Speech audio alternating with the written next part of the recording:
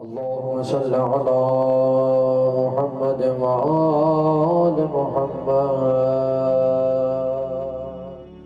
وعلى آله الطيبين الطاهرين سيما بقية الله في الأراضين. قال الله تعالى في كتابه الكريم: بسم الله الرحمن الرحيم. أم حسبت أن أصحاب الكهف والرقيم كانوا من آياتنا عجبا. درود بھیجے گا محمد و آل محمد. صلی علی محمد و آل محمد وعجل فرجہ. پروردگار عالم کا انتہائی لطف احسان ہے، انتہائی لطف کرم ہے. پروردگار نے تمام تر مشکلات، تمام تر دوریوں، تمام تر فاصلوں کے باوجود ہمیں اہل بیت اطہار علیہ السلام کی محبت، ان کے توسل سے نوازا ہے. خداوند متعال نے بنت رسول اللہ کی عقیدت ہمارے دلوں کے اندر قرار دی ہے، اور خداوند متعال نے الحمدللہ ہمیں ایسا قرار دیا ہے کہ ہم ان کے چاہنے والوں سے دوستی اور ان کی دشمنوں سے دشمنی کرنا چاہتے ہیں. خدا سے دعا کرتے ہیں پاک پروردگار جو کوئی نبی اور اولاد نبی کا چاہنے والا ہے اس کی جان مال عزت و آبرو کی حفاظت فرما، اور جو کوئی ان کی دشمنی اور بغض کو لیے ہوئے خداوندہ اگر قابل اصلاح نہیں ہے تو واصل جہنم فرما. بلخص جن لوگوں نے یہ سانحہ جنت البقیع انجام دیا، بی بی کی قبر مقدس کے اوپر اپنی دشمنی کا اظہار کیا ہے، پاک پروردگار ان تمام کو واصل جہنم فرما.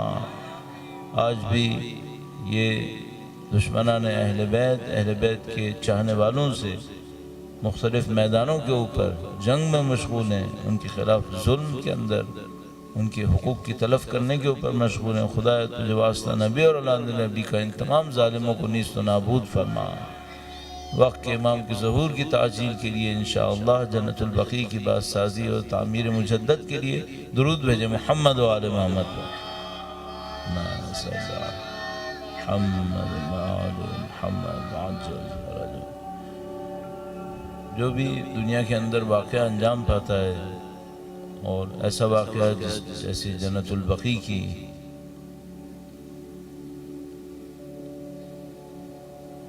جنت البقیع کے ساتھ جو دشمنوں نے اپنی دشمنی کا اظہار کیا، اس کا جیسا واقعہ مجھے یہ لفظ استعمال کرنا اچھا نہیں لگتا. جنت البقیع کی نعوذ باللہ تباہی کا واقعہ، جنت البقیع کو مسمار کرنے کا واقعہ. دل چاہتا ہے انشاءاللہ خدا متعال ان ظالموں کی نیست و نابودی کا دن دیکھنا نصیب فرمائے انشاءاللہ. جن لوگوں نے بھی یہ سانحہ انجام دیا، اور ایسے واقعات دنیا میں جب بھی انجام پاتے ہیں ان تمام واقعات کے پیچھے کوئی ایک سبب نہیں ہوتا، ان کے پیچھے بہت سارے اسباب ہوتے ہیں جو جمع ہو جاتے ہیں. دیکھنے میں ممکن ہے کہ کوئی ایک تجزیہ کرنے والا، تحلیل کرنے والا، تبصرہ کرنے والا کسی ایک پہلو کو لے کر اس کے اوپر محنت کرے، لیکن حقیقت یہ ہے کہ ہر ایسے معاملے کے پیچھے بہت سارے زاویے ہوتے ہیں، اور ان تمام کا احاطہ کرنا بعض اوقات ممکن بھی نہیں ہوتا. مثلا اگر صرف کربلا کے واقعے کے چند جہات کی طرف توجہ فرمائیں تو اس سے ہمیں جنت البقیع کے واقعے کو سمجھنے میں تھوڑی سی آسانی ہو جائے گی. درود بھیجے گا محمد و آل محمد. صلی علی محمد و آل محمد وعجل فرجہ.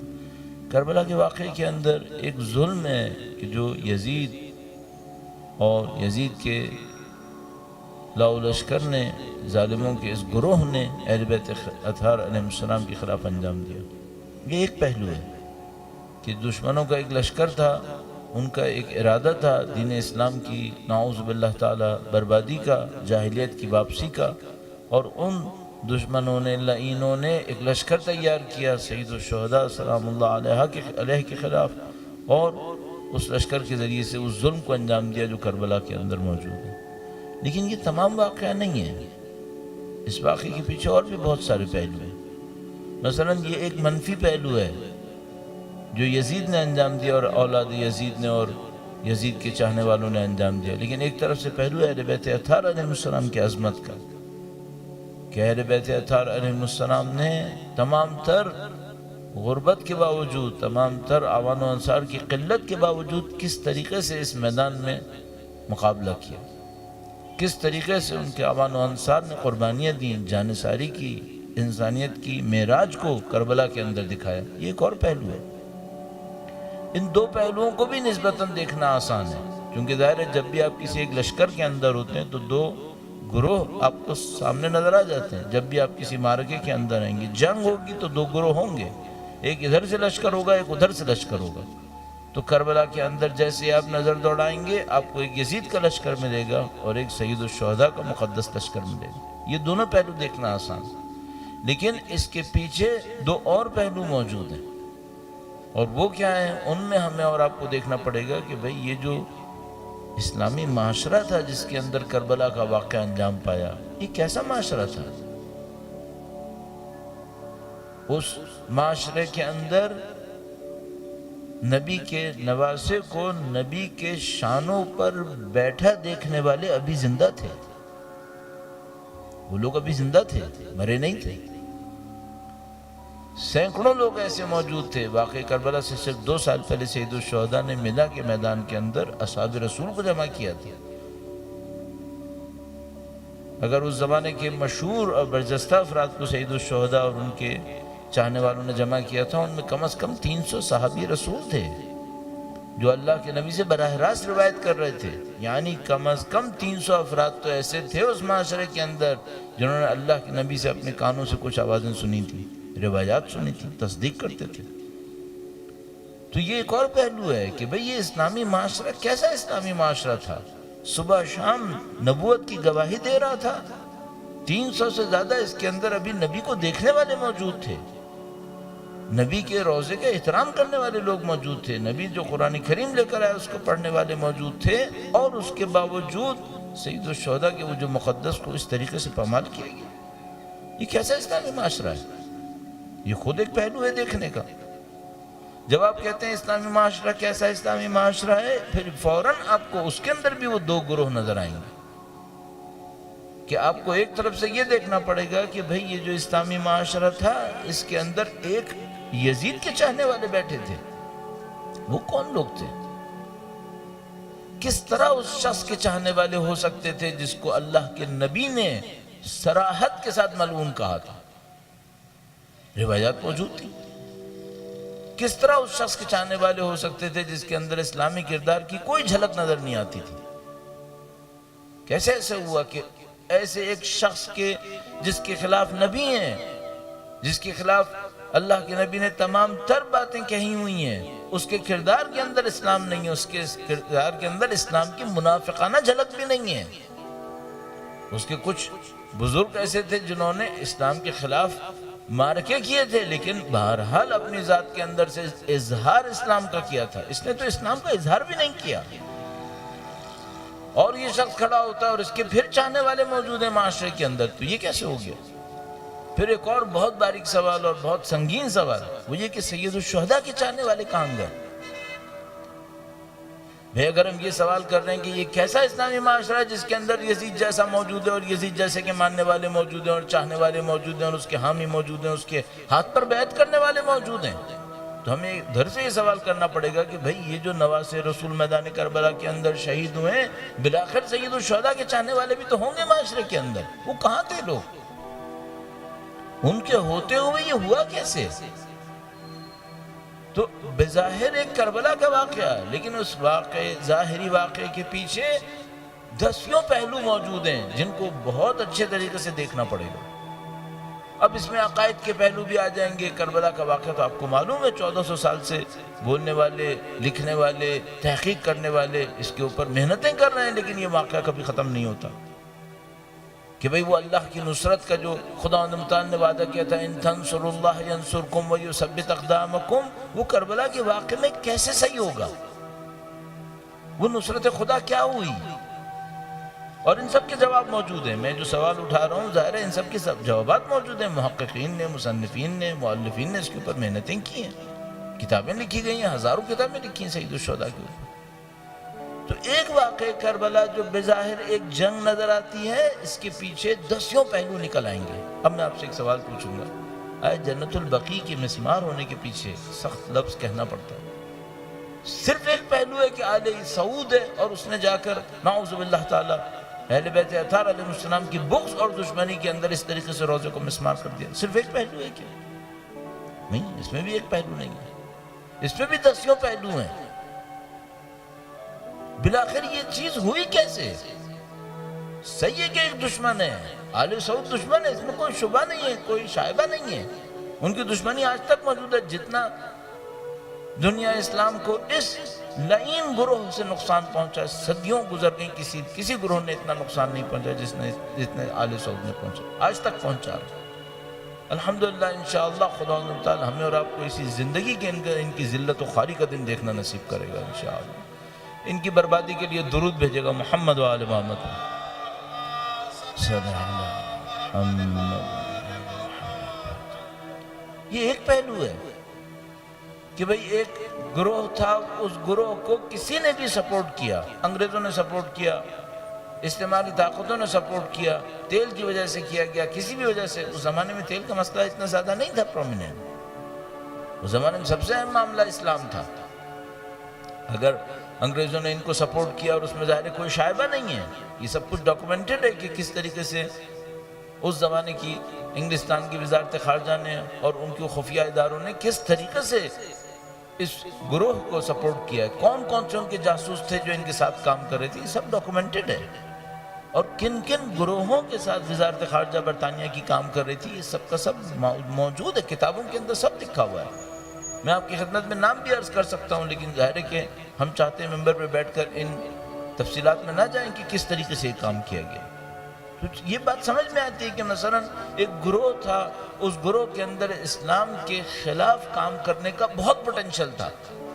اس پوٹینشل کو برطانیہ کی وزارت خارجہ نے جج کیا کہ ہاں بھئی یہ گروہ وہ گروہ ہے جس کو اگر ہم اسلام کے اندر داخل کر لیتے ہیں، اسلام کی 2 مقدس مقامات پہ حاکم بنا دیتے ہیں، تو یہ کتنا اسلام کو نقصان پہنچا سکتے ہیں. صحیح جج کیا تھا، شیطانی دماغ نے صحیح سکھایا تھا ان کو. اگر اس کے مقابلے میں کسی بھی اور چوائس کو لے کر آتے، مثلا شریف حسین کو لے کر آتے، یا مثلا سلطنت عثمانیہ کے کسی اور خاندان کو لے کر آتے، یا اس کے کسی ٹکڑے کو لے کر آتے، یہ معاملہ حل نہیں ہو سکتا تھا. جو نقصان اس آل سعود نے پہنچایا وہ شاید کوئی نہیں پہنچا سکتا تھا. خود کافر اگر آل سعود نہ ہوتے، خود کافر حکومت کرنے کی کوشش کرتے، اتنا نقصان نہیں پہنچا سکتے تھے. انہوں نے اسلام کے نام پہ اتنا زیادہ نقصان پہنچایا، آج تک پہنچا رہے ہیں. یہ جو میں اور آپ آخری 30-40 سال سے پاکستان کے اندر بدبختی کو مشاہدہ کر رہے ہیں، کبھی فرقہ واریت کی صورت میں، کبھی سول وار کی صورت میں، سول ڈس اوبیڈینس کی صورت میں، حتیٰ اس وقت جو بلوچستان اور مختلف علاقوں کے اندر کارروائیاں ہو رہی ہیں، یہ کون ہے ان کے پیچھے؟ اب سب جانتے ہیں، الحمدللہ رب العالمین دنیا پہچاننے لگی ہے. پہلے 30-40 سال پہلے وہ ہمارے سید مظلوم علامہ عارف حسین حسینی بیچارے دنیا بھر کو بتانے کی کوشش کرتے تھے کہ دیکھو یہ ظلم کیا ظلم ہو رہا ہے. کوئی اس وقت سمجھتا نہیں تھا. اس سید کا بیچارے کا مذاق بھی اڑاتے تھے، سارے کام کرتے تھے، اور وہ ہمیشہ کہتے تھے کہ دیکھو پاکستان جو کچھ کر رہا ہے، پاکستانی حکومت، یہ اپنے پاؤں پہ کلاڑی مار رہے ہیں. یہ صرف ہم نہیں ہیں جو پسیں گے، پورا پاکستان پسے گا اس کے اندر. بدقسمتی سے ان نااہلوں نے، فکر نہ رکھنے والوں نے سید کے ساتھ جو کچھ ظلم کیا وہ آپ کے سامنے ہے. شہادت انہوں نے فائز مقام حاصل کیا، لیکن جو کچھ معاشرے نے ظلم کیا ان کے ساتھ وہ ہمارے سامنے ہے. اور اس کے بعد جو اس معاشرے نے سزا اٹھائی ہے اس سید کی مظلومیت کے بعد، وہ بھی ہماری آنکھوں کے سامنے ہے. کس طریقے سے یہ سب کچھ انجام پائے. اور یہ ہمیشہ کی کہانی ہے کہ اگر آپ ایک کسی مظلوم کے ساتھ کوئی مظلومیت دکھائیں گے، کسی حق پہ چلنے والے کو مظلوم کریں گے، تو کیا مطلب خدا اس مظلوم کے خون کا حساب نہیں لے گا کیا؟ ہزاروں خون بہیں گے ایک مظلوم کے خون کے بدلے میں. یہ خدا کا قانون ہے.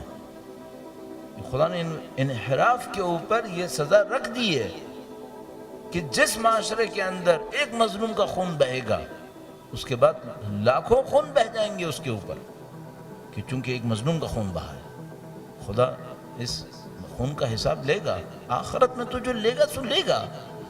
یہ دنیا بھی ایسا نہیں ہے کہ یہ دنیا نعوذ باللہ ظالموں کے لیے کھلی فیلڈ ہو گئی کہ جو کرنا چاہیں گے کریں گے، نہیں، یہاں پہ بھی حساب دینا پڑے گا۔ ہاں جو یہاں پہ وہ حساب دیں گے وہ تو کچھ بھی نہیں ہے اس کے مقابلے میں جو آخرت میں حساب دیں گے، تو کچھ بھی نہیں ہے، لیکن یہاں پر بھی حساب دینا پڑتا ہے۔ جو کچھ انہوں نے شیخ نمر کے ساتھ کیا آل سعود نے، کیا مطلب یہ معاملہ ختم ہو جائے گا؟ خدا ان متعلق خون مظلوم کو جانے دے گا؟ خدا کی سنت یہ نہیں ہے۔ تو جس طرح سید الشہداء کے واقعے کے پیچھے 10 پہلو ہیں، جنت البقیع کے واقعے کے پیچھے پہلو ہیں۔ ایک آل سعود تھی، اس کو برطانیہ کی وزارت خارجہ نے انتخاب کیا اسلام سے لڑنے کے لیے۔ اس زمانے میں تیل کا معاملہ نہیں تھا، تیل کا معاملہ بعد میں آیا ہے، تیل کا اصلی معاملہ دوسری جنگ عظیم کے بعد شروع ہوا ہے۔ 1909 میں تو پہلی دفعہ ایک تیل برآمد ہوا ہے کنویں سے، بڑے کنویں سے، ایران کا شہر تھا مسجد سلیمان نام کر کے، وہاں سے۔ یہ جو آل سعود ہے تو اس سے بہت نزدیک حاکم ہو گئی تھی۔ تو کیوں حاکم ہوئی تھی؟ اس وقت تو تیل کا معاملہ اتنا اہم نہیں ہوا تھا، دنیا اسلام کا معاملہ تھا۔ یہ برطانوی نظام جو آج انسانی حقوق کے چیمپئن بنے ہوئے، انہوں نے ان کو نافذ کیا، حاکم کیا۔ اور کتنی منافقت ہے! وہ شخص جس نے اس کراچی کے اندر 10,000 لوگوں کے خون کا بہایا ہے، اب پکڑے میں آیا ہے۔ اس وقت کیا تھا جب یہاں پہ بچے کٹ رہے تھے؟ اس وقت کیا تھا جب یہاں پہ ایک انسان کی زندگی خطرے میں پڑی ہوئی تھی؟ اب ہاتھ ڈالا ہے۔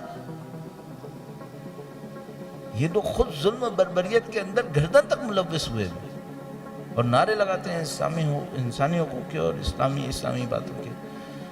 تمام ظالمین کی بربادی کے لیے درود بھیجیں محمد و آل محمد، صلی علی محمد و آل محمد وعجل فرج۔ تو یہ آل سعود جس کا انتخاب کیا انہوں نے اسلام سے لڑنے کے لیے، ان کو حاکم قرار دیا اور انہوں نے اپنے اس منحوس عمل کو انجام دیا، یہ ایک پہلو ہے، بہت بڑا ایک پہلو ہے۔ دوسرا پہلو جو بہت بڑا ہے، اور وہ کیا ہے؟ وہ یہ ہے کہ بھئی یہ جو مقدسات کی بے احترامی ہوئی، اس کو دنیا اسلام نے کیوں قبول کیا؟ آپ تصور فرمائیے، صد نعوذ باللہ تعالی، آپ پیچھے کسی محلے کے اندر کوئی مسجد دیکھیں اور نعوذ باللہ تعالی اس مسجد کو گرانے کی کوشش کریں۔ حق ہے کہ 4 لوگ کھڑے ہوں کہ بھئی یہ مسجد کیوں گرا رہے ہو؟ اللہ کا گھر ہے، اس کا احترام ہونا چاہیے۔ کل تک سیمنٹ اور بجری تھی، لیکن آپ خدا سے منسوب ہے، خدا کا گھر کہا ہے اس کو۔ جبکہ اب خدا کا گھر کہہ دیا، اب اس کو گرانا صحیح نہیں ہوگا پھر۔ تو کچھ علماء جب پاکستان بن رہا تھا تو پاکستان بننے کے مخالف تھے۔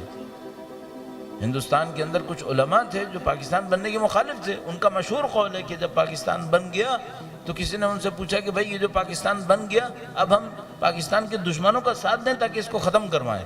تو انہوں نے کہا نہیں، اب کچھ نہیں۔ کیوں؟ انہوں نے کہا کہ بھئی جب تک مسجد نہیں بنی تھی ہمیں لگ رہا تھا کہ یہاں نہیں بننی چاہیے، ہم مخالفت کر رہے تھے، اب جب کہ بن گئی اب گرانا صحیح نہیں ہے، اب باقی رہے گی۔ چاہے بصیرت تھی یا نہیں تھی، کم سے کم جملہ صحیح کہا۔ کیا ٹھیک ہے، ایک وقت تھا جب ہم سمجھ رہے تھے کہ نہیں ہے صحیح، لیکن معاملہ تو یہ ہے کہ جنت البقیع ان تمام باتوں سے بہت بڑھ کر ہے۔ معاملہ ایک سادی مسجد کا نہیں ہے۔ ہمارے پاس جو دنیا میں مقدس ترین تشبیہات موجود ہیں، جس کے اوپر پوری دنیا سے لوگ جا کر زیارتیں کرتے ہیں، پوری دنیا سے لوگ جا کر اس سے تبرک حاصل کرنے کی کوشش کرتے ہیں، تو مثال کے طور پر اگر دنیا کی معروف ترین جگہوں میں سے ایک کا نام لوں تو مثلا ترکی کے اندر ایک میوزیم ہے۔ ترکی کے اندر ایک میوزیم ہے، 100 سال سے زیادہ ہوگا اس میوزیم کو بنے ہوئے، لوگ جاتے ہیں وہاں پر تبرک حاصل کرنے کے لیے۔ مثلا کیا دیکھتے ہیں وہاں پر؟ مثلا منسوب ہے انبیاء کے زمانے کی شمشیریں منسوب ہیں، وہاں پر ہیں۔ بی بی کے نام سے لباس کا ایک حصہ موجود ہے وہاں پر، اس طرح سے منسوب ہیں چیزیں۔ کوئی نعلین ہے وہ منسوب ہے، اور مختلف چیزیں۔ یا مثلا فرض فرمائیں کہ ابھی لاہور کے اندر مثلا کوئی کہتے ہیں کہ وہاں پر اللہ کے رسول سے منسوب ایک بال موجود ہے۔ کشمیر کے اندر جو زیارت بل نام کر کے مشہور جگہ موجود ہے، وہ بھی اللہ کے نبی سے منسوب ایک بال ہے۔ تو چھوٹی چھوٹی نسبتوں کے اوپر احترام ہے۔ اب انسان اپنے آپ سے ایک سوال کرے، وہ یہ کہ بنت رسول اللہ کی نسبت کا کوئی احترام نہیں، اس کا کوئی احترام نہیں۔ معاشرے کو ذرا پوچھئے، معاشرے سے سوال کریں، یہی معاشرہ جو اس وقت ہمیں نعوذ باللہ تعالیٰ بعد اوقات بے دین نظر آئے گا، جس کے اندر فسق و فجور نظر آئے گا آپ کو، اسی معاشرے کے اندر خدا نہ خیر نعوذ باللہ تعالیٰ اگر بیوی کے نام کی کوئی اہانت کرنے کی کوشش کرے، معاملہ شیعہ سنی کا نہیں ہے، اہل سنت بھی دفاع کے لیے کھڑے ہوں گے کہ بھئی یہ کام صحیح نہیں ہے۔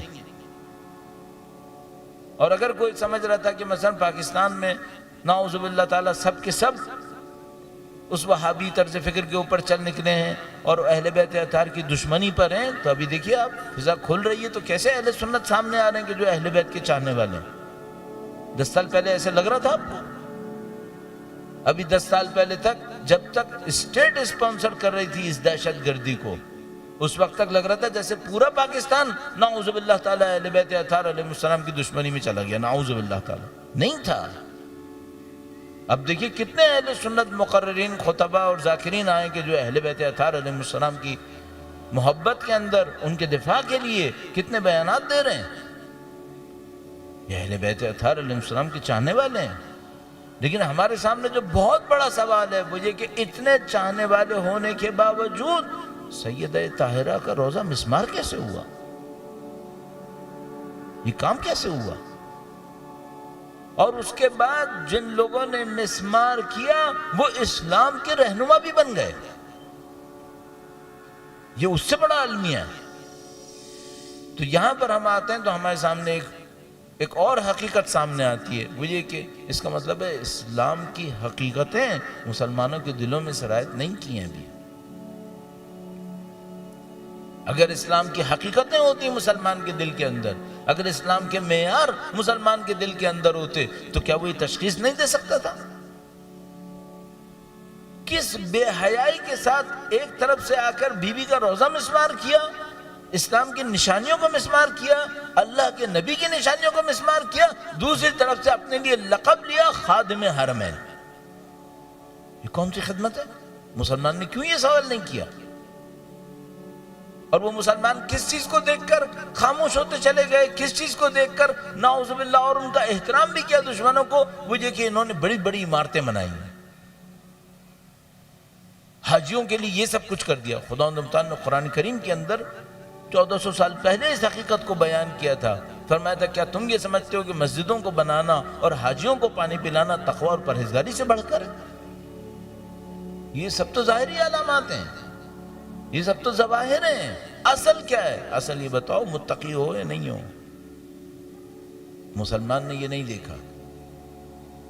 تو جنت البقیع کا معاملہ جہاں ایک طرف سے آل سعود کے ظلم اور ان کی اسلام سے دشمنی کی نشاندہی کرتا ہے، دوسری طرف سے مسلمانوں کے اندر ایک کمی کو دکھاتا ہے۔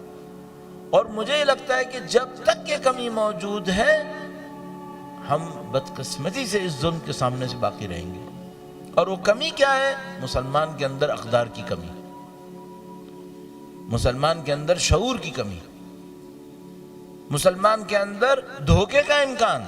ظواہر کو دیکھتا ہے دھوکے میں آ جاتا ہے، اور جب میں مسلمان کہہ رہا ہوں تو اس میں سب فرقے شامل کر رہا ہوں۔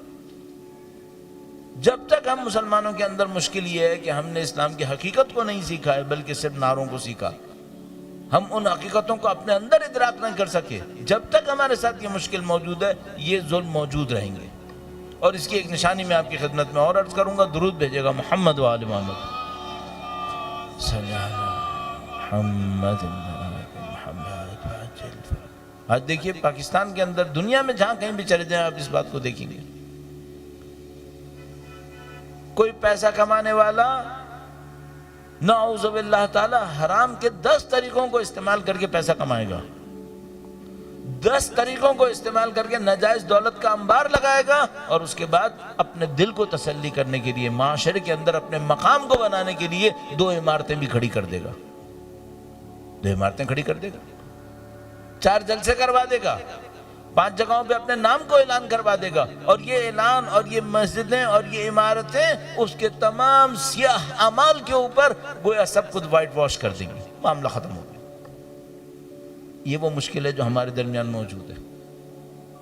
اس مشکل کے اوپر بنیاد کھڑی کرتے ہیں آل سعود جیسے لوگ۔ اگر آپ مثال کے طور پر آج 8 شوال کے دن کی یاد میں یہاں موجود ہیں اور ہم اس واقعے کو، سانحے کو اپنے ذہن میں تیاد رکھنا چاہتے ہیں کہ کبھی ایسا سانحہ پیش آیا کہ سیدہ طاہرہ سلام اللہ علیہ کے نام کے باوجود مسمار کیا گیا. اللہم صلی علی محمد آل محمد. تو ہمیں اس واقعے کے تدارک کا بھی سوچنا پڑے گا. اس کا تدارک کہاں پر ہے؟ اس کا تدارک یہ نہیں ہوگا کہ مثال کے طور پر ہم پیسہ جمع کریں اور آل سعود کو کہیں گے بھائی ہم یہ بنانے کو تیار ہیں، وہ بنانے کو قبول بھی نہیں کریں گے. یا مثال کے طور پر کبھی ایک وقت آئے اور آل سعود اپنی تمام تر منافقت کے ساتھ کھڑے ہو کر کہیں کہ بھائی ٹھیک ہے ہم بنانے کو تیار ہیں. مجھے لگتا ہے کہ کبھی بدبختوں کے دماغ میں یہ ترکیب بھی آئے گی کہ جب پوری دنیا سے دباؤ بڑھے گا تو یہ اپنے روح سیاہ کو صاف کرنے کے لیے دنیا کو آفر کر دیں گے کہ ٹھیک ہے ہم جنت البقیع کو بنانے کو تیار ہیں. تو پھر ہمارا ایک سوال ہونا چاہیے ان سے، کیا عمارتیں بنانا کافی ہوتا ہے؟ کیا بلڈنگز کھڑی کرنا کافی ہوتا ہے؟ کہ مثال کے طور پر وہ ایک بلڈنگ کھڑی کر دے، پہلے اس نے مثلا مسجد حرام میں توسیع کی، مسجد نبوی کے اندر توسیع کی، بعد میں دنیا کا دباؤ آئے تو وہ کہے کہ چلو میں جنت البقیع کو بھی بنانے کو تیار ہو گیا. کیا اتنا کافی ہے؟ اس ظلم کا کیا ہوگا جو انہوں نے انجام دیے ہیں؟ دشمنیوں کا کیا ہوگا جو انہوں نے پوری دنیا کے اندر پھیلائی ہیں؟ ہمارے درمیان وہ مشہور و معروف ایک واقعہ بیان کرتے ہیں علم اخلاق کے اندر بھی، کہتے ہیں کہ بھائی کوئی شخص تھا، وہ بہت غریب تھا، بہت نادار تھا، اور اپنی غربت اور ناداری سے تنگ آیا ہوا تھا، کوئی دعائیں مانگ رہا تھا، اور اس دعاؤں کے مانگتے مانگتے شیطان نے دیکھا کہ بھئی یہ تو خداوند متعال کا قرب حاصل کرنے والا اس طریقے سے، تو گویا شیطان اس کے پاس آیا اور اس سے کہا کہ بھئی تم کو دنیا چاہیے؟ اس نے کہا ہاں مجھے دنیا چاہیے. کہا میں تم کو ایک راستہ بتاتا ہوں، دنیا ہی دنیا تمہارے پاس. اس نے کہا ٹھیک ہے بتاؤ. تو شیطان آتا ہے اور اس کو کہتا ہے کہ تم ایسا کرو، ایک نیا دین ایجاد کرو، ایک نیا دین ایجاد کرو. اس دین کے اندر لوگوں کو کہو کہ اگر اتنا پیسہ خرچ کر لیں جنت کے دروازے تمہارے لیے کھل جائیں گے، جہنم کی آگ تمہارے لیے بجھ جائے گی، صرف اتنا پیسہ خرچ کرو. اور پیسہ کس کو دو؟ ظاہر ہے اس کو دو. اس نے دیکھا راستہ اچھا ہے، اس نے دین کی تبلیغ شروع کر دی، لوگوں کو بتانا شروع کر دیا. اب جو دولت مند گناہگار ہے اس کو اس سے اچھا کوئی اور دین چاہیے کیا؟ یہ تو بڑا اچھا دین ہے کہ بھئی ساری زندگی گناہ کرتے رہو، 4 پیسے خرچ کرو. اور آپ کو یہ بات اگر عجیب لگی اور مسخرے بازی میں لگے کہ بھئی یہ تو بہت مذاق ہو گیا دین کا، اللہ شاہد ہے ہمارے پاس دین عیسائیت کے اندر بھی یہ چیزیں موجود رہی ہیں. اللہ کا شکر ہے کہ اب تھوڑا سا کم ہو گیا، ورنہ دین عیسائیت کے اندر بھی یہ چیزیں موجود تھیں کہ بھئی ایک آدمی مرتے دم ہو، اس کے پاس ایک پادری آئے گا، کوئی ان کا مذہبی رہنما آئے گا اور اس سے کہے گا کہ میں تمہاری زندگی کے سارے گناہ خریدنے کو تیار ہوں اتنے پیسے کے اوپر. اور وہ مرتے دم اس کو ایک سند لکھ کے دے دے گا کہ اس نے اتنے پیسوں کے بدلے میں میرے سارے گناہ بخش دیے. اور وہ لے کر سند اپنی قبر کے اندر بیٹھ جائے گا کہ اب خدا بخش دے گا چونکہ اس نے مجھے لکھ کے دے دیا. یہ دین ہے. تو وہ شیطان اس کو برگلاتا ہے، کہتا ہے تم ایک دین بناؤ اور تمام یہ جو امیر ہوں گے، دولت مند ہوں گے، ان کو تم یہ کہنا کہ تم اتنا پیسہ اگر دے دو تو تمہارے سارے گناہ بخش دی جائیں گے، بلکہ تمہیں پھر فلاں فلاں کام کرنے کی ضرورت نہیں ہے. اب دیکھیے خدا کا دین کتنا عجیب ہے. کوئی شخص مر جائے تو ہم اس کے لیے نماز قضا کی پڑھوا سکتے ہیں. مثلا ایک آدمی مر گیا، 40 سال کی نماز اس کی پڑھوا لو، 60 سال کی نماز پڑھوا لو. میں آپ سے ایک سوال پوچھتا ہوں، کوئی آدمی زندہ ہو اس کی 2 رکعت نماز کوئی اور پڑھ سکتا ہے کیا؟ 1 کروڑ روپے دے دو ایک فجر کی نماز پڑھنے کے لیے کہ اس کا واجب اس کے سر سے اتر کے دوسرا پڑھ دے، 1 کروڑ روپے تب بھی نہیں ہو سکتا. اگر ایک آدمی کہے کہ مولانا میں ہر روز کی نماز کے بدلے ایک مسجد بناؤں گا، نماز چھوڑوا دو مجھ سے، دین و خدا کہتا ہے نہیں ہو سکتا، یہ رکھنا پڑے گا. وہ مصنوعی دین بنایا گیا، اس میں کہا گیا بھائی فنا کام نہ کرو یا فنا گناہوں کو بیچ دو، اتنا پیسہ ہمیں دے دو. اس کو پاس پیسے کا ڈھیر لگنا شروع ہو گیا. پیسے کا ڈھیر لگ گیا. جب پیسے کا ڈھیر لگ گیا، زندگی میں دولت مل گئی، اچانک اس کو ذہن میں آئے کہ بھئی یہ تو میں نے بڑا ناانصافی کا کام کیا، یہ تو میں نے دین و خدا کو برباد کر دیا اس طرح سے. کچھ عرصے کے بعد اس کے ذہن میں آیا کہ یہ تو میں نے بہت بڑی تباہی کر دی. اب جناب علی توبہ کرنے کی کوشش کرتا ہے، توبہ کرنے کی کوشش کرتا ہے تو سوچتا ہے کہ میں اپنے سارے معتقدین کو جمع کرتا ہوں، ان کو بتاتا ہوں کہ بھئی یہ تو میں نے غلط کیا تھا. سب کو جمع کرتا ہے، سب کو جمع کرتا ہے اور ان سے کہتا ہے کہ دیکھو بھائی، اتنے سال پہلے میں غریب تھا، میں نے اپنی غربت کا علاج نکالنے کے لیے مصنوعی دین بنایا تھا، یہ میں نے مصنوعی دین بنایا تھا، یہ جو میں نے بنایا تھا یہ سب غلط تھا۔ اب وہ لوگ جو اس کے دین کے ماننے والے تھے اس میں بھی اس کے علاوہ رہنما بن چکے تھے، جو اس کی جانشینی میں کما رہے تھے۔ جب انہوں نے دیکھا کہ یہ ہٹ رہا ہے اور ہمارا بھی سارا نظام درہم برہم ہو جائے گا، انہوں نے مشہور کر دیا کہ یہ ہمارے دین کو بتانے والا تو تھا لیکن اب خود منحرف ہو گیا، یہ اب خود منحرف ہو گیا، اس کو دین سے نکال دیا، اس کی جگہ دوسرے لوگ دین کے رہنما بن گئے۔ انہوں نے کہا ٹھیک ہے وہ تو چلا گیا، اب ہم بیٹھے ہیں، آؤ ہمارے ساتھ کام کرو۔ اب یہ بڑا پریشان ہوا کہ اب میں کیا کروں، میں نے تو سوچا تھا کہ میں صحیح کر لوں گا، چونکہ شیطان نے اس کو بہکاوا دیا تھا کہ تم اس طرح سے کر لو، جب تمہارے پاس پیسے آ جائیں نا، تمہارے حالات صحیح ہونے، بعد میں لوگوں کو بتا دینا کہ میں نے غلط کیا تھا۔ شیطان کوئی کم منصوبہ بنانے والا ہے، شیطانی دماغ اسی لیے تو کہتے ہیں۔ جناب علی اب وہ آتا ہے دوبارہ لوگوں سے کہتا ہے کہ بھئی یہ ہوا، لوگوں نے بھگا دیا اس کو، اب بھاگنے کے بعد آتا ہے اللہ کے سامنے توبہ کرتا ہے، خدا یہ میں نے غلط کر دیا۔ تو اس واقعے کے اندر کہتے ہیں اس کے سامنے ندا آتی ہے، اللہ کی طرف سے ایک آواز آتی ہے اور کہتا ہے کہ خداوند متعال گویا اس ندا کے اندر اس کو پکارا جاتا ہے اور کہا جاتا ہے کہ تمہارے گناہ کو اس وقت تک نہیں بخشیں گے جب تک تمہارے منحرف دین پہ مرنے والوں کو دوبارہ زندہ نہ کرو۔ تمہارے منحرف دین کے اوپر لوگ مر چکے ہیں، کرو ان کو زندہ اور ان سے کہو کہ توبہ کریں۔ کر سکتے ہو یہ؟ آج آل سعود کھڑے ہوں اور کہیں ہم جنت البقیع کو بنانے کو تیار ہیں، تو جو تم نے 100 سال ظلم کیا اس کا کیا ہوگا؟ جو لاکھوں بندے تمہارے ظلم کی وجہ سے مرے ان کا کیا ہوگا؟ جو مسلمانوں کی اتنی ثروت، اتنی دولت کو تم نے اپنی بدماشیوں کے اوپر، اور معذرت چاہتا ہوں غلط لفظ، سخت لفظ میں کہہ بیٹھا ہوں، اپنی حرام کاری کاموں کے اوپر تم نے صرف کیا، اس کا کیا ہوگا؟ نسلوں کو جو تم نے بے بس کیا اس کا کیا ہوگا؟ کتنے ملکوں کے اندر داخلی جنگیں ان کی بھی تھی۔ خدا انشاءاللہ کوئی موقع لے کے آئے کہ ان کے ڈاکومنٹ سامنے آئے، ہمارے دنیا کے سامنے آئے، کچھ تو واقعہ آ چکے ہیں کہ سامنے آئے کہ انہوں نے کتنے انسانوں کی گردنوں کو کٹوایا ہے ان لوگوں نے۔ اب اس کے بعد اگر یہ کہہ بھی دیں گے ہاں ہم جنت البقیع بنانے کو تیار ہیں، تو کیا مطلب 100 سال کی ظلم ختم ہو جائیں گے؟ تو ہم مسلمانوں کو اپنی بصیرت کو بہت زیادہ اضافہ کرنا چاہیے کہ ہم یہ سمجھیں کہ بھائی معاملہ صرف یہ نہیں ہے کہ مثلا یہ دوبارہ بنا دے یا نہ بنائے، نہیں، یہ اصلا اس قابل نہیں ہے، ان کا کردار ثابت کر چکا ہے کہ اس قابل نہیں ہے۔ اور پروردگار عالم چاہے تو انشاءاللہ جیسا کہ ہمیں نظر آ رہا ہے انشاءاللہ یہ جو انہوں نے یمنیوں کے اوپر ظلم کیا ہے، یمنیوں کے نتیجے میں یہ برباد ہونے والے ہیں انشاءاللہ تعالی۔ انہوں نے یمنیوں کو کمزور سمجھا تھا، انہوں نے سمجھا تھا کہ گاؤں قبیلے کے اندر رہنے والے، پہاڑوں کے اوپر رہنے والے کچھ کمزور سے لوگ ہیں، ان کے اوپر حملہ کریں گے 2 مہینے کے اندر معاملہ ختم ہو جائے گا۔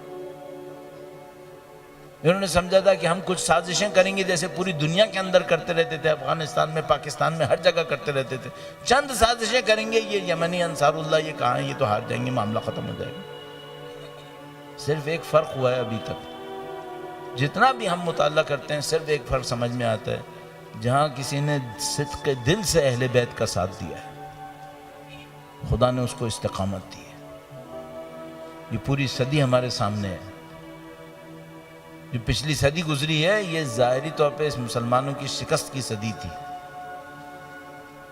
آپ اور میں شاید اس کو کچھ میری جیسی عمر کے لوگوں کو یاد آئے گا کہ مثال کے طور پر ہم 77 اور 78 تک کی ہسٹری دیکھتے ہیں نا، تو 77 تک آتے آتے یوں لگا تھا جیسے اسلام کا کام ختم ہو گیا، نعوذ باللہ تعالی۔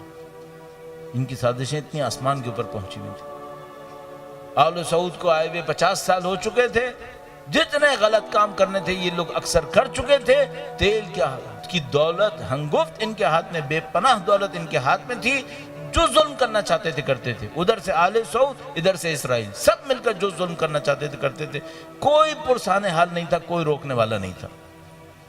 77 ایسا ایک ٹائم تھا، پروردگار عالم نے سب ان کی تدبیروں کو ایک اہل بیت کے چاہنے والے سید کے ذریعے سے تبدیل کر دیا۔ جن کی برسی کو ابھی چند دن پہلے میں نے اور آپ نے منایا. اہل بیت کے چاہنے والا ایک شخص، مرد مجاہد، وہ سید بزرگوار ظاہر ہوئے. انہوں نے خدا اور اس کے نظام کے اوپر بھروسہ کیا اور تنہا ان تمام دشمنوں کو للکار بیٹھے. خداوند متعال نے عزت دے دی. ہمارے تو جو اکثر یہاں پہ جوان موجود ہیں، ظاہر ہے انہوں نے تو امام خمینی کو دیکھا بھی نہیں ہے، کبھی براہ راست سنا بھی نہیں. حتیٰ جو مسن یہاں پر موجود ہیں، ان میں سے کس نے براہ راست ان کو دیکھا؟ خداوند متعال نے عزت دی. اور یہ خداوند متعال کا نظام ہے جو ہمیں بتا رہا ہے دشمنوں کی سازشوں سے مت گھبراؤ. یہ سازشیں مثلا اگر میں آج کے زمانے کا مقابلہ کروں نا 77 78 سے، آج تو ہماری طاقت کا زمانہ ہے، آج تو حق کی طاقت کا زمانہ ہے. کسی بھی محاذ کے اوپر آپ جا کر دیکھنے، الحمدللہ رب العالمین اہل بیت اطہار علیہ السلام کے ماننے والوں کی شوکت کا زمانہ ہے، طاقت کا زمانہ ہے. چاہے وہ لبنان کا محاذ ہو، چاہے وہ عراق کا ہو، چاہے وہ ایران کے اندر ہو، چاہے وہ یمن کے اندر ہو، چاہے وہ حتیٰ بحرین کے اندر ہو، اہل بیت کے ماننے والوں کو کچھ دبا نہیں سکا. اب طاقت کا زمانہ ہے. اب ضرورت کس چیز کی ہے؟ ضرورت پھر دوبارہ واپس بنیاد کے اوپر جا کر تھوڑا سا جا کر اپنی بنیاد کے اوپر غور کرنے کی ضرورت ہے. سانحہ ہوتے کیوں ہیں؟ جنت البقیع مسمار ہوتی کیوں ہیں؟ ہماری کمزوریاں ہیں. حقیقت میں جا کر اگر مجھ سے کوئی پوچھے بھائی دشمن سے میں کیا توقع کروں، دشمنی نہ کرے. آل مروان سے کیا توقع کریں؟ بنی امیہ سے کیا توقع کریں؟ جن کو نبی نے کہا کہ یہ خاندان ایسا ہے ویسا ہے، اس سے کیا توقع کریں؟ اس نے تو کرنا ہے. ضعف ہمارے اندر ہے، کمی ہمارے اندر ہے. اور یہ جو نام میں نے آپ کے سامنے لیے، چاہے وہ حزب اللہ ہو، چاہے وہ ایران ہو، چاہے وہ عراق، چاہے یمن، ان سب میں اہل بیت اطہار علیہ السلام کے چاہنے والوں نے ہمیں ایک بات سمجھائی ہے، وہ یہ کہ یہ جنگیں وسائل سے نہیں جیتی جاتی، یہ جنگیں ایمان سے جیتی جاتی ہیں. پہلے ایمان آتا ہے، پھر وسائل بھی آتے ہیں. نہ کہ ہم وسائل جمع نہ کریں. مثلا آج الحمدللہ رب العالمین لبنان کی حزب اللہ کے پاس بہترین وسائل دنیا کے موجود ہیں، الحمدللہ رب العالمین. لیکن کیا یہ ہمیشہ سے تھے؟ کیا اس سے حزب اللہ بنی ہے؟ نہیں، اس سے حزب اللہ نے یہ سب بنائے ہیں. حزب اللہ ایمان سے بنی ہے. اسی طرح یمنیوں کو دیکھیں، آج ماشاءاللہ ان کے پاس ڈرونز موجود ہیں، وہ جا کر سعودی عرب کے اندر جہاں تک جاتے ہیں حملہ کرتے ہیں. کیا یہ شروع سے تھے؟ نہیں، شروع سے نہیں تھے. شروع سے کیا تھا؟ شروع سے صرف اہل بیت کا نام تھا، ایک ایمان تھا. یہ ہم سب کے لیے درس ہے. پاکستان میں اہل بیت اطہار علیہ السلام کے چاہنے والوں کے لیے درس ہے. البتہ جب میں اتنی بات کہوں تو ایسا نہیں کہ پاکستان کے اندر اہل بیت کے چاہنے والوں نے کوئی امتحان نہیں دیا یا کسی مارکے میں کامیاب نہیں ہوئے. یہی جو 30 سال جھیلا یہ کم نہیں تھا، یہ سخت میدان تھا. تمام تر ہماری کمزوریاں، کوتاہیاں وہ تو ہم جانتے ہیں، اپنی لغزشوں، خطاؤں، کوتاہیوں کو سمجھتے ہیں. اس سے بہتر ہو سکتا تھا، لیکن جو کچھ ان حالات میں پاکستان میں اہل بیت کے چاہنے والوں نے انجام دیا یہ بھی کم نہیں تھا. بہت سخت مارکہ تھا. الحمدللہ رب العالمین ہم سب سمجھتے ہیں، اپنے اندر دیکھتے ہوئے، اس معاشرے کے اندر رہتے ہوئے ہم سمجھتے ہیں یہ ہم نہیں تھے جو جیتے ہیں، یہ امام حسین کا نام تھا جس کو جیت ہوئی ہے. یہ مولا ابو الفضل کا نام تھا جس نے ہمیں اس جیت تک ہمکنار کیا. ہمارے اندر تو کوتاہیاں تھیں، ہمارے اندر تو کمزوریاں تھیں. اور اگر آپ اس بات کو سمجھتے ہیں اور قبول فرماتے ہیں کہ دیکھو یہ جو یمن کی قوم ہے یہ بھی کمزوریوں سے شروع ہوئی تھی، ایمان کی طاقت نے یہاں تک پہنچایا. حزب اللہ ہم سے کہیں کمزوری سے شروع ہوئی تھی، ایمان کی طاقت نے اس کو یہاں تک پہنچایا. ایرانی کیا تھے؟ 40 سال 45 سال پہلے، انقلاب سے پہلے کا ایران پاکستان کی آبادی کے مقابلے میں، پاکستان اگر ان کا ان سے مقایسہ کریں، پاکستانی مومن ہے پھر ابھی بھی. اگر 45 سال پہلے کے ایران سے مقابلہ کریں، اتنا فسق و فجور کے اندر تھے. الحمدللہ رب العالمین ایمان کی طاقت نے کہاں پہنچایا. یہ ہم لوگوں کے لیے درس ہیں عزیزان محترم. ہم لوگ اچھے دور میں ہیں. یہ جو اہل بیت اطہار علیہ السلام کے اوپر دشمنوں نے ظلم روا رکھے ہیں، من جملہ جنت البقیع کا ظلم کیا ہے، یہ ہماری کوتاہیوں سے ہوا ہے، مسلمانوں کی غفلتوں سے ہوا ہے. جو حتیٰ اہل بیت اطہار علیہ السلام کے چاہنے والے اہل سنت میں سے تھے ان کی غفلتوں سے ہوا ہے، اہل بیت کے چاہنے والوں کی غفلتوں سے ہوا ہے. لیکن بحمدللہ رب العالمین اب زمانہ تبدیل ہو رہا ہے، اب ایک ہوشیاری اور بیداری کا زمانہ ہمارے سامنے آتا ہے. قومیں اس بات کو سمجھنے کی کوشش کر رہی ہیں کون دشمن ہے, کون اہل بیت اطہار علیہ السلام کا سچا چاہنے والا ہے. عزیزان محترم, ہمیں سمجھ میں آتا ہے ہماری ذمہ داریاں ہیں, پاکستان میں اہل بیت کے چاہنے والوں کی ذمہ داریاں ہیں. بحمد اللہ اتنی قربانیوں نے جہاں سرخرو کیا ہے وہاں ہمارے سامنے میدانوں کو بھی بڑھایا ہے. اور انسان اپنی زندگی میں جب یہ تمام چیزیں دیکھ لیتا ہے تو آخر میں انسان کی زندگی سے ایک دعا نکلتی ہے, خدا تو نے الحمدللہ اتنے میدانوں کے اندر برکتیں اور فتح نصیب کی ہے, خدا کیا ہمیں یہ توفیق دے گا کہ ہم وقت کے امام کا ظہور بھی دیکھ سکیں انشاءاللہ. ہم نے دشمنوں کو تباہ ہوتے دیکھا ہے. ہم جب, میں اپنے آپ کے جیسے عمر کے لوگوں کو کہوں گا, ہم لوگوں نے جب آنکھیں کھولی تھی تو ہم نے صدام حسین کا دور دیکھا تھا, کس طرح صدام حسین اہل بیت کے چاہنے والوں پہ ظلم کر رہا تھا. برباد ہو گیا نا, مسمار ہو گیا نا, پرچم سید الشہداء باقی ہے. ہم نے طالبان دیکھیے افغانستان کے اندر کس طرح انہوں نے مزار شریف کے اندر 8000 لوگوں کو شہید کیا تھا. یہ سلجہ بازار کے باہر اسی روڈ کے اوپر میں نے اپنی آنکھوں سے بینر لگا دیکھا ہے, مزار شریف کے شہداء کی مبارکباد دی گئی تھی طالبان کو, میں نے اپنی آنکھوں سے دیکھا یہاں پہ. ہم نے وہ دور دیکھ لیا, ختم ہو گیا نا.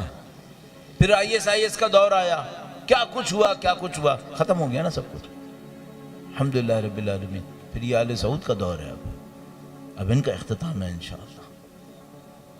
ہم اچھے دور میں ہیں الحمدللہ رب العالمین, اور اپنی امیدوں کو زندہ رکھنے کا دور ہے الحمدللہ. مختلف میدانوں پہ اس ہوتی ہوئی فتح کو دیکھتے ہوئے, مومنوں کے جذبے کو دیکھتے ہوئے, مومنوں کی اس اظہار ایمان کو دیکھتے ہوئے انسان کے دل میں خواہش ہوتی ہے, خدایا تو نے لبنان کی مظلوم عوام کو فتح دی, ایران کے عوام کو فتح دی ہے, اہل بیت اطہار کے چاہنے والوں کو فتح دی ہے. اتنے تیرے دین کی نصرت کرنے والے مجاہدین بحمدللہ دنیا کے کونے کونے کے اندر جمع ہوئے. کیا خدا ہمیں نوازے گا کہ انشاءاللہ امام کے ظہور کا دن بھی نصیب ہو انشاءاللہ. الحمدللہ رب العالمین اتنی طاقتیں جمع ہوئی ہیں. پروردگار عالم انشاءاللہ ہم سب کو وہ مبارک دن دیکھنا نصیب فرمائے انشاءاللہ. جنت البقیع کی اس عظیم الشان رونق کا دن دیکھنا نصیب فرمائے انشاءاللہ. اور ایک بار پھر جہاں ہمارے اندر اہل بیت اطہار سے محبت ہے وہاں ہمارے اندر اہل بیت کے دشمنوں سے مقابلے کی طاقت بھی ہے. خدا سے دعا کرتے ہیں خدایا اس آل سعود کو جلد از جلد واصل جہنم فرما. اے پاک پروردگار, جن ظالموں نے یہ سانحہ انجام دیا اور اہل بیت اطہار کے ماننے والوں کے ساتھ دشمنی کی, ان سب کو واصل جہنم فرما. ان کے مکر و فریب کو, ان کے لشکروں کو نیست و نابود فرما. اور جب آپ اور میں یہ تمام باتیں سوچ رہے ہوں تو عزیزان محترم پھر دوبارہ جا کر میں کہوں گا یہ واقعہ کربلا ہم سب کے لیے بہت عجیب درس ہے. میں کبھی یہ سوچتا ہوں اپنے ذاتی چھوٹے سے شعور کو دیکھتے ہوئے, جو کچھ مجھے سمجھ میں آتا ہے دین سے تھوڑا بہت وہ دیکھتے ہوئے, وہ یہ کہ اگر ایک انسان کو دنیا میں کامیابیاں مل رہی ہوں اور وہ خدا کے سامنے کھڑے ہو کر دعا کرے تو اس کے دل میں ایک امید ہوتی ہے کہ مجھے باقی جگہ پہ بھی کامیابی ملی, یہاں بھی خدا کامیابی دے گا. لیکن کتنا سخت ہوتا ہے وہ دن جب انسان کو ظاہری طور پہ دنیا میں کامیابیاں نہ مل رہی ہوں, اب خدا کے سامنے پھر کھڑا ہو دعا کرنے کے لیے. کتنا سخت وہ دن ہوتا ہے. بھائی مثلا میں کہیں پر کسی مصیبت میں پھنس جاؤں, دشمن میرے چاروں طرف ہوں, وہ ہر طرف سے حملہ کریں, مجھے اسیر کر دیں. میں حملے سے پہلے بھی اللہ کے سامنے دعا کر رہا تھا خدایا نصرت فرما. پھر میں اسیر ہو گیا, مثلا زندان میں پڑا رہا, کس کی طرح, جیسے شیخ زکزکی مظلوم, 6 بچے قربان کر دیے. جس نے 6 بچے قربان کر دیے ہوں, جو سالوں سے جیل کے اندر ہو اور اب بھی دوبارہ کہے میرے خدا پر ایمان میں کوئی کمی نہیں ہوتی, میں خدا پر ایمان رکھتا ہوں. بہت سخت ہے یہ بہت سخت ہے. اور ان تمام چیزوں کو انسان کہاں سے سیکھتا ہے؟ اہل بیت اطہار علیہ السلام سے. عزیزان محترم واقعاً اس پہلو کے اوپر اگر آپ غور فرمائیں بہت سخت ہے کہ انسان مصیبتوں میں گھرا ہوا ہو، ظاہری طور پر کوئی کامیابی نہ ہو رہی ہو، اب بھی خدا سے لو لگائے، اب بھی خدا سے لو لگائے، جبکہ ظاہری طور پر کچھ نہیں ہو رہا، لیکن خدا پہ امید رکھے کہ نہیں، خدا انہیں متعال نصرت فرمائے گا، اور خدا نصرت کر رہا ہے۔ اب میں جب اس پہلو سے سوچتا ہوں نا تو مجھے سمجھ میں آتا ہے یہ کہ مولا ہمارے شب شام غریباں کے بعد ساری رات سجدے میں رہے، سبح قدوس، پروردگار عالم کا ورد فرماتے رہے۔ کتنی عظمت ہے اس سجدے کے اندر۔ اگر دنیا ہمراہ ہو، دنیا ہموار ہو، دنیا ہمارے ساتھ چل رہی ہو، ہم کہیں گے خدا نے ہماری نصرت کی، خدا نے ہمیں مال دیا، خدا نے ہمیں دولت دی، لیکن اس وقت کو پوچھو جب کچھ نہ ہو اور امام ساری رات سجدے میں خدا کا شکر کرے۔ کتنی عظمت ہے اس سجدے کے اندر۔ آج کوئی شخص دنیا ہموار ہو، سب کچھ صحیح ہو، کھڑا ہو نماز شب میں خدا کا شکر بجا لائے، خدا کی تسبیح کرے، تقدیس کرے، لیکن عزیزان محترم ذرا سوچے گا اس جملے کو جو ہمارے چوتھے امام نے فرمایا کہ پوری اسارت کے سفر میں میری بھپی کی نماز شب بھی قضا نہیں ہوئی۔ یا اللہ، کتنی عظمت کی بات ہے۔ 18 بھائیوں کو قربان کرے ایک بہن، اور پھر خدا کی بارگاہ میں کھڑی ہو اور خدا کا شکر بجانا ہے۔ کتنی عظمت ہے۔ توحید کا کون سا مقام ہے یہ؟ جب انسان بی بی کے ان جملات کو پڑھتا ہے جو عبید اللہ ابن زیاد العین کے دربار میں بی بی نے ارشاد فرمائے وَمَا رَأَيْنَا إِلَّا جَمِيلًا، ہم نے خدا سے حسن و خوبصورتی کے سوا کچھ نہیں دیکھا۔ تو توحید کی عظمت کو قبول کرنا پڑتا ہے انسان کو، اور اگر اس عظمت کو دیکھنا ہو جو بی بی زینب سلام اللہ علیہا کے اندر ہے تو پھر ہمیں وہ وقت سوچنا پڑے گا جب بی بی کے گھر پر حملہ ہوا اور بی بی ان تمام مظالم سے گزری اور رب کریم کی بارگاہ میں عاجزی کے ساتھ کھڑی ہے کسی کے اندر یہ طاقت؟ کوئی یہ کر سکے گا کہ مثلا مولا امیر المومنین گھر میں تشریف فرما ہے، گھر پہ حملہ ہوا ہے، اور بس ایک جملہ عرض کروں گا، کوئی بنت رسول اللہ پر علی کے سامنے ہاتھ اٹھا گیا،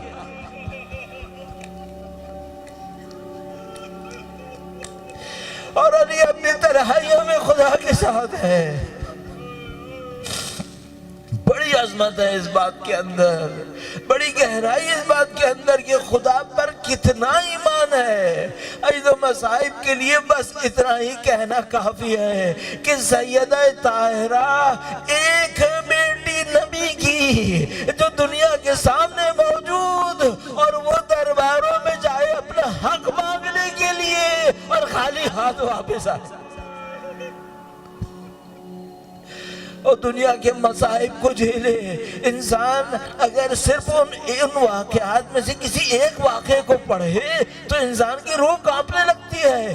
اگر کہتے کربلا میں سے صرف ایک علی اصغر کو لگنے والا تیر ہوتا وہ بھی کافی تھا، تو میں کہوں گا بی بی کے مصائب میں ایک ایک مصیبت ایسی ہے کہ بس ایک ہی ہوتی تو وہ کافی تھا، لیکن انسان کو اس دنیا کو دیکھ کر عجیب درس لینا ہوگا کہ وہ بی بی ساری زندگی ایسی گزارے کہ فرمائے مجھ پر جو مصائب ٹوٹے وہ دنوں پر ٹوٹتے تو راتوں کو تبدیل ہو جاتے، اور 1400 سال کے بعد اس بی بی کا روزہ بھی مسمار کیا، اس بی بی کے لاشے سے بھی بدلا لیا۔ عجیب دنیا ہے، لیکن بس انسان کو ایک اطمینان ہے، خدا نے اہل بیت کی مظلومیت دکھا کر اپنے دین کو سربلند کر دیا۔ کبھی سیدہ طاہرہ نے تماچا کھایا، کبھی سیدہ طاہرہ در و دیوار میں بیسی، کبھی اس مظلومہ کا جنازہ رات میں اٹھا، اس کے ایک بیٹے کے جنازے پہ تیروں کی بارش ہوئی، دوسرے کا لاشا پامال ہوا، یہ سارے مصائب جھیل لیے۔ اب ایک سید کا انتظار ہے، اب ایک اولاد فاطمہ کا انتظار ہے، وہ آئیں گے اور پوری دنیا کے اندر عدل کریں گے۔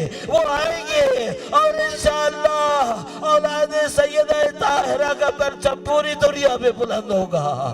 اسی مظلومیت کے ساتھ خدا کے حضور دعا کرتے ہیں، اے خدایا تجھے واسطہ نبی اور اولاد نبی کی قربانیوں کا، تجھے سیدہ طاہرہ کی مظلومیت کا واسطہ، سید و سردار مولا اور آقا امام آخر الزمان کے ظہور میں تعجیل فرما۔